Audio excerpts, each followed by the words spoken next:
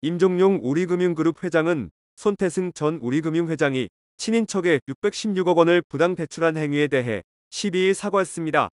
임종용 회장이 취임하고 벌써 세 번째 사과입니다.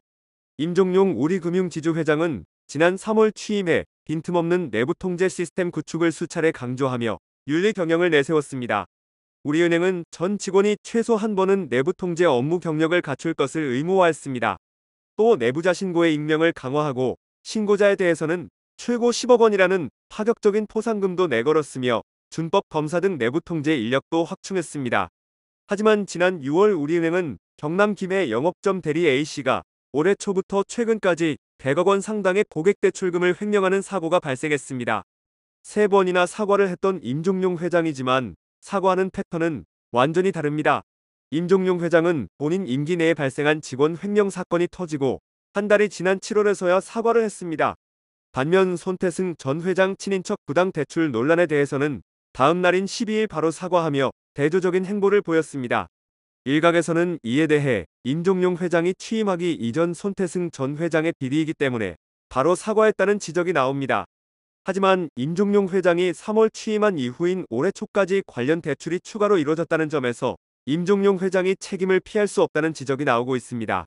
김득희 금융정의연대 대표는 부정대출은 큰 사안이고 임종용 회장 취임 이후에도 대출이 발생한 부분이 있어 내부 통제에 관한 부정적 여론이 번지기 전에 발빠르게 사과한 것으로 보인다고 밝혔습니다.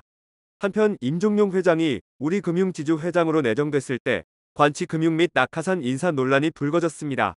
우리금융노조는 모피아 낙하산 인사라며 대립 구도를 내세우기도 했습니다.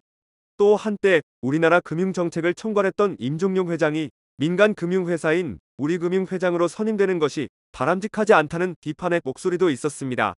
경제정의실천 시민연합, 금융정의연대, 참여연대 경제금융센터, 전국 사모펀드 사기 피해 공동대책위원회는 임종용 회장 선임 당시 주총 개최 직전 기자회견을 열고 사모펀드 사태와 다수의 금융사고 책임 등 우리금융 수장으로서 부적격자라며 낙하산 관치금융의 결정판이라고 밝혔습니다. 계속되는 우리은행의 횡령 부당 대출 등 비리로 인해 임종용 회장의 책임론도 커지고 있는 상황입니다.